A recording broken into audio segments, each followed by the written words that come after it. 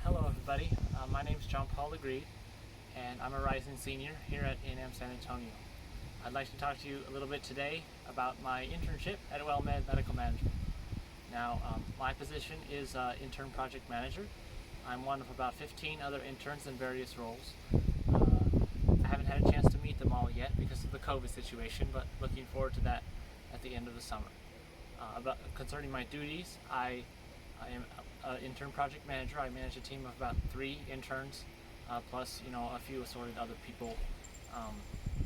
And our project is primarily concerned with integrating 2 systems together. One is an enterprise-wide service management, project management system, and the other is a cloud application called Smartsheet.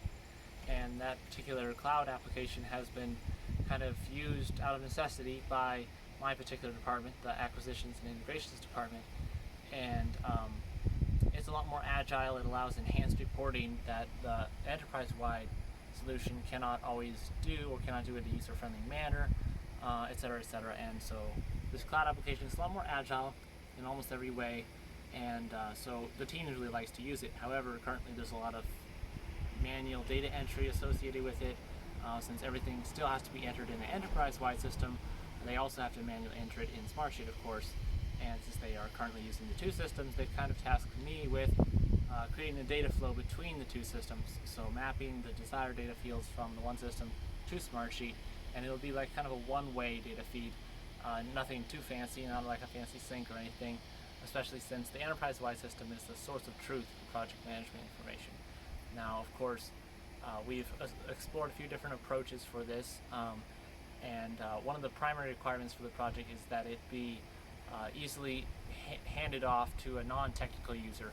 So even though the intern teams and myself are technical, we have to ensure that the solution itself is able to be, trained. This non-technical person can be trained, and it can be handed off to them at the end of the internship. So to that end, we've kind of decided to use integration platform as a service. In this case, after reviewing a lot of tools, we've selected a tool called Integromat, and it's just a cloud app that integrates those 2 systems together. So we will make API calls to the enterprise-wide system, and then pull the data out and then place it into the Smartsheet app. And so that can happen on a schedule as often as we desire, but currently it will be running about once a day at the night time after the business day is done. So that's the basic idea of the project. Some barriers, risks, challenges we've had so far include the 3 other interns that have been assigned to my team. I unfortunately do not get to pick the team, so I ran into the problem that they lack a bunch of the technical knowledge that I do, so I've been doubling not only as the project manager but also the technical lead for the project, whether it's creating assignments or designing the systems, etc., etc.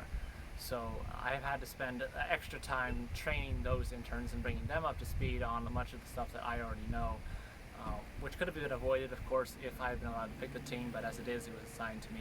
And since no project like this has actually happened before in WellMed, even though it's a small project, there's no blueprint for it. So that's been one risk that we've encountered so far. The second risk is the architecture review board, which came up suddenly, unbeknownst to me or the project sponsor, who's also my boss.